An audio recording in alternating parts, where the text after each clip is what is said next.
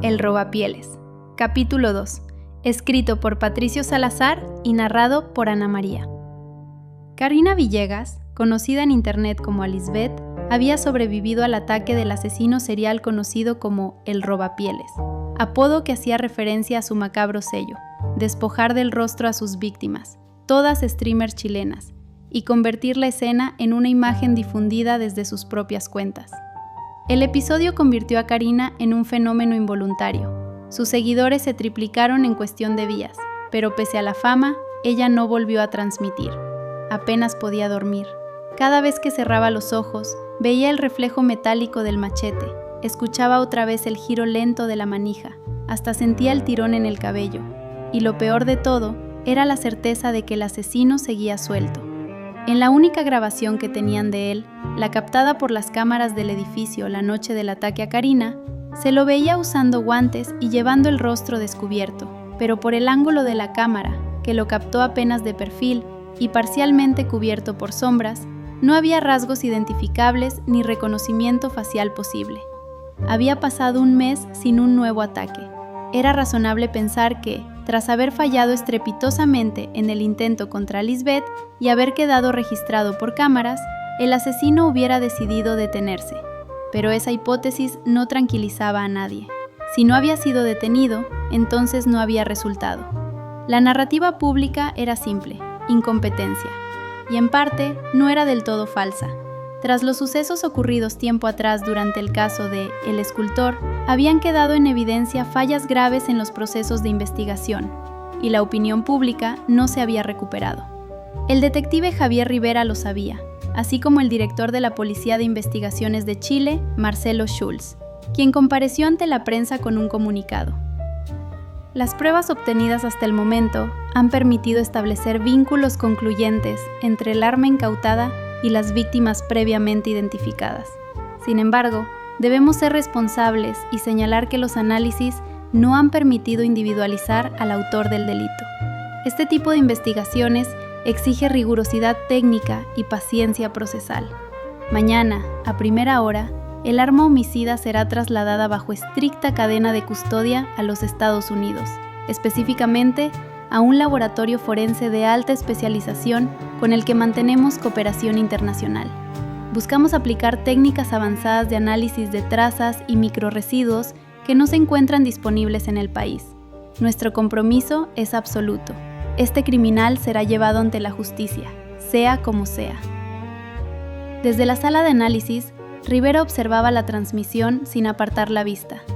Conocía el discurso institucional, sabía que era necesario y también sabía que era en parte una jugada política. Pero, en lo estrictamente técnico, Rivera dudaba. El machete había sido examinado en busca de huellas latentes, ADN de contacto, fibras, restos epiteliales bajo el mango, incluso microfracturas metálicas que pudieran asociarse a una compra específica. El resultado era siempre el mismo: material genético de las víctimas, limpieza parcial posterior y ausencia total de rastros del agresor. En su opinión, ni el laboratorio mejor financiado del mundo podía extraer de ese metal algo que simplemente no estaba ahí. Aún así, era lo único tangible que tenían. Lo demás eran hipótesis. Desde el inicio, el móvil le parecía claro en su estructura más superficial. Todas las víctimas eran mujeres, todas eran streamers, todas tenían una presencia activa en redes sociales. No había agresión sexual documentada, no había robo significativo y no había contacto prolongado. Lo que sí había era un ritual y un mensaje. El agresor presentaba rasgos consistentes con una ideología de deshumanización. No buscaba únicamente matar, buscaba intervenir simbólicamente la identidad pública de sus víctimas.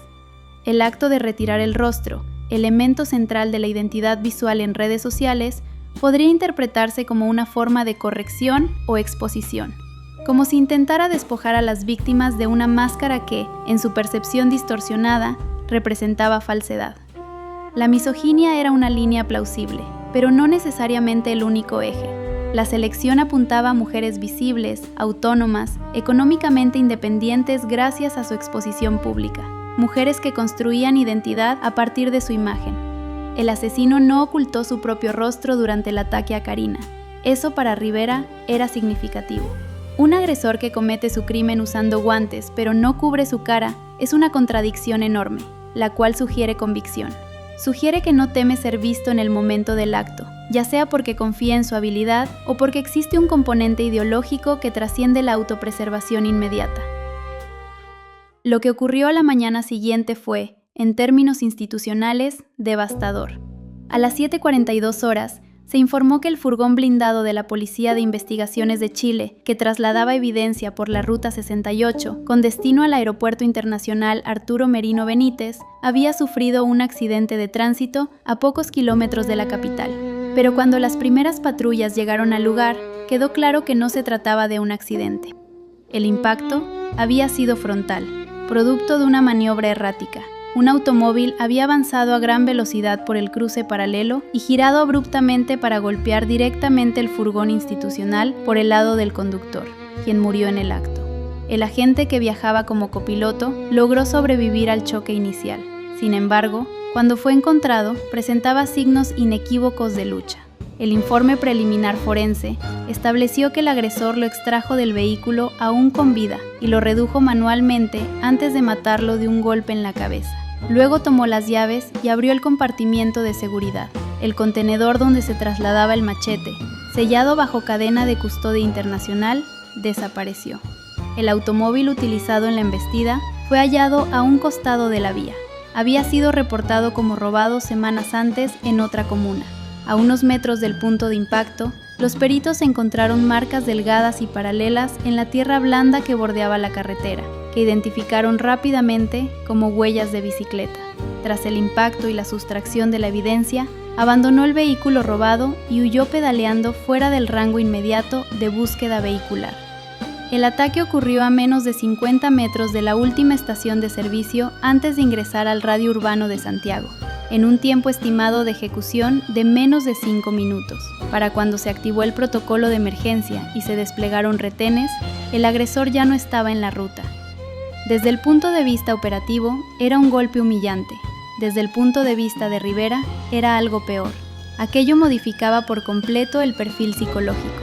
El machete no era solo un arma homicida, era un objeto central en su ritual, un elemento identitario con el que tenía una conexión emocional profunda. Y ahora lo había recuperado. Eso significaba una sola cosa: los asesinatos se reanudarían. Todo sucedió porque anunciaron el traslado del arma. Si no lo hubieran hecho público, el robapieles jamás se habría enterado ni habría podido trazar un plan para recuperarla. Lo que sea que pasara en el futuro sería enteramente culpa suya. Para media tarde, los titulares ya eran implacables. Vergüenza nacional. PDI pierde evidencia clave. La reputación de la institución había quedado por los suelos.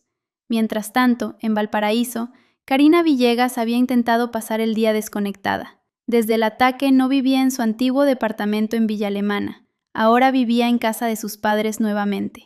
Esa tarde su teléfono vibró por un mensaje directo de Instagram. Solo eso fue suficiente para hacerla sobresaltarse. Pero lo que la aterró de verdad fue el remitente.